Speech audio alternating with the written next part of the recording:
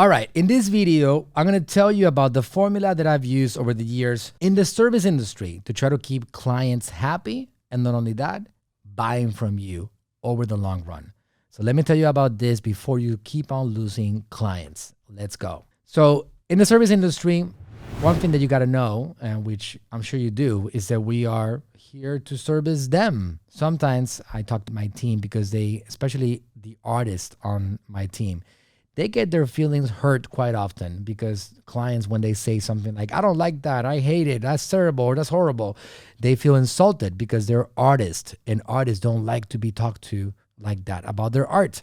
So I understand that. It's a big deal. But we are in the service industry. So you got to just get over that, because we got to understand that we're here to give them some product that they came to and they paid us for. That's the overall idea. But this is something I'm going to tell you guys about, lessons that I learned over the years that have been painful and have been very costly. And I'm going to hope that that saves you money and also helps you protect the accounts that you do have on your lines, and you try to keep them as much as possible. Because if I have kept all the accounts that have ever come to AGM, my attention-grabbing media marketing company, I will be at a whole different level. So keeping clients is so important. I don't know if you know the numbers, but it's 7 times easier to get money from an existing client than from a new one.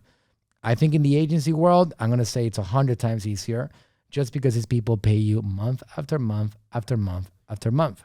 We celebrate several clients a month, but we get dozens of clients, if not hundreds of clients every month, paying us consistently.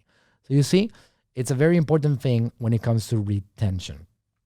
So let me tell you a little story. My first official client was this individual who I like to describe as a content unicorn, and his name was Manuel Suarez. This individual was an incredible communicator, very incredible, powerful individual that all we had to do was turn on that camera and off he went, and he just blew everybody's stocks, and he would get people to become like magnets to him and just attach themselves, because he was very good at attention grabbing. So then I hired a couple of other clients, hired me on the way. So in 2015 or so, somewhere around 2015, my father suggested that I open up a marketing company, because a lot of people were asking him what we were doing to accomplish so much success. So I said, all right, good, let's brainstorm the subject. And then I ended up finding the name Attention Grabbing Media, the name that we have today. But in 2015, I was able to help a few other clients. And somewhere in 2016, there was another client that came to me. And this client, surprisingly, was another content unicorn. And this individual was recommended to me by my father. They were friends. They talked about who was helping him with social media. He said, my son, it's all about him. You got to contact him. So in 2016, 2017, he contacts me and I help him with his marketing. This individual is called Dr. Eric Berg. Dr. Berg has been a client of mine for many years now. And we've been conquering the attention game for a long time. And he's been doing incredible things. He had a few 100,000 subscribers when he started on YouTube. And now he's doing 9 million plus subscribers, and we're getting 100,000 plus every single week. Incredible. So he's been doing some crazy, crazy things on the social media world. We are responsible for taking his content on YouTube, getting it more visibility, but also taking that content and spreading it across the world. Taking his content, which is 30 pieces of content a month, and making that into 1,000 pieces of content. And he makes our job very, very, very easy. Why? Because he's a content unicorn. He has an incredible ability to communicate and capture attention. So when he talks, people get attracted to him. So what was my problem? What happened? Why am I giving you guys this as a bad news or like something to be worried about? I got lucky. I was fortunate. It's almost like I hit the pot of gold, because my first few clients, from maybe the first 5 clients, 2 of them were massive content unicorns. And I'm talking about 2 of the biggest ones in this freaking world. Amazing. What happened to me was I got spoiled. I thought that I was the marketing god and that I could do this to anybody. I could make anybody a Dr. Berg or Manuel Suarez. And I was mistaken. So when people were coming to me, asking me to, hey, Manu, I want to be the next Dr. Berg. I want to be the next Manuel Suarez. I'll be like, absolutely. We're going to help you. Come on in. Open up the doors and we'll turn you into a powerhouse. But that's not the way it is, because content unicorns, there's a reason why I'm using the word unicorns. As you guys know, unicorns don't exist, right? So people that are like Dr. Berg and Frank Suarez are very far and few in between. They don't really exist. I'm talking about one in millions. Who knows, right? If you go around and you search on social media for these people, you're going to have a tough time finding them because they are not really quite common. To tell you about the particular example with my father, 2021, we created a TikTok channel. And in a matter of 3 months, he had 1 million followers on the TikTok platform without any advertising. You cannot do that unless you have an incredible ability to communicate and you're a content unicorn. It doesn't matter how big the opportunity is. It's not going to catch fire. It's just not. Granted, TikTok is a very unique platform. Unicorns are being made consistently. There's people that can do one video and it can catch fire and they're not even that content unicorn type. But to be routinely just providing value and taking off at the level that my dad takes off or Dr. Berg is quite a unique thing. So that taught me the number one lesson that I learned on a service industry. I know it's been a lot leading up to this particular point over here, but I wanted to show you that story, tell you that story so I can prove this particular point. So I'm going to tell you 3 things that you need to keep in mind in order for you to keep clients happy and buying from you and paying you every month and buying new things and accepting new invitations and new offers and all that stuff.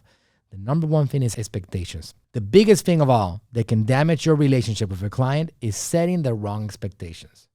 If somebody walks into my office and they say, I want to be the next Dr. Berg, and I say, absolutely, come on in. I'll do it for you in the next 3 months. And then 3 months come in and it's not really happening.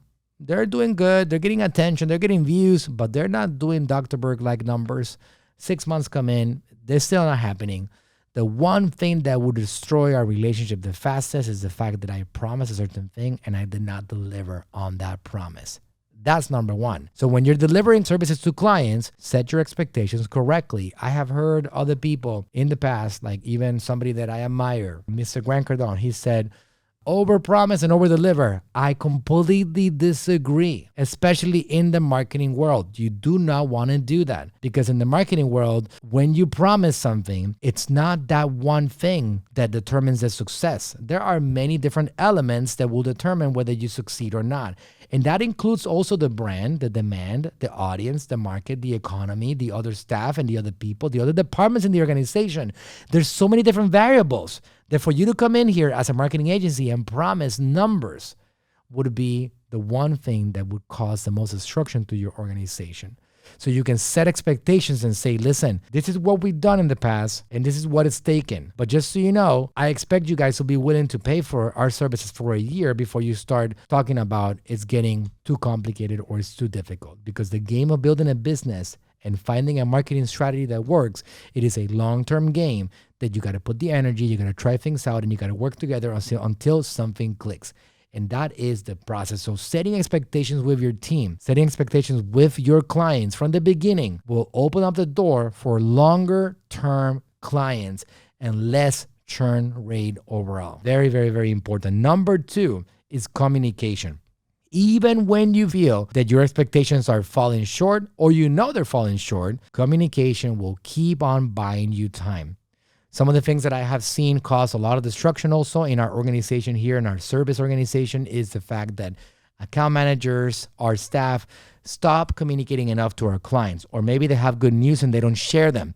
And the clients are wondering what the heck is happening in their world and we don't talk to them enough. So communication has to be a very, very strong part of what you're doing every day with your clients consistently. And that could be either via phone calls, via chat, via workplace communications, meaning like things like Ring Central or Workplace Chat or Slack or whatever that may be. Communication with your clients consistently so they feel that you have ownership over their brand, over their products, over their success. They need to feel that you care about their money as much as they do. When a customer doesn't get enough communication, they feel that you don't care about them and you mostly care about yourself. And then they are going to make their own decisions about the relationship. So communication is essential. And I am talking about experience. All the things that I'm talking to you guys about right now are coming from my own processes in which I have failed. And I have realized over the years that if I put these things in place, I'm going to buy myself time to get the third and final thing in this formula, in the sequence, in these 3 fundamental things to allow you to keep customers on board.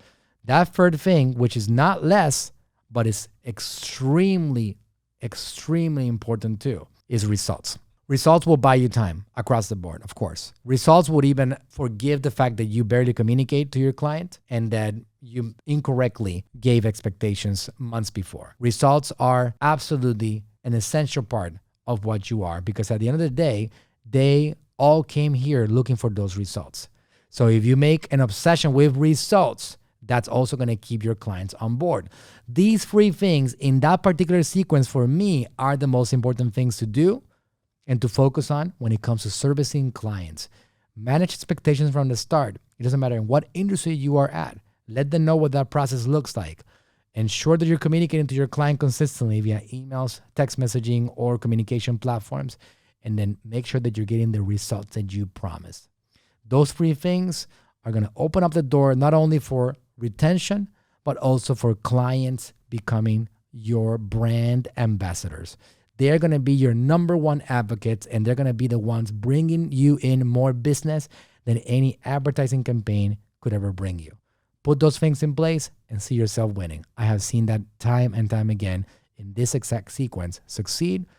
And by doing so, I have been able to scale my organization to levels where I'm at today. All right? Let me know in the comments what you thought about this video and subscribe to the channel. And if you have any other ideas of content that you would like to see, please go ahead and shoot below a comment and I will get to it myself. I'll see you guys in the next episode.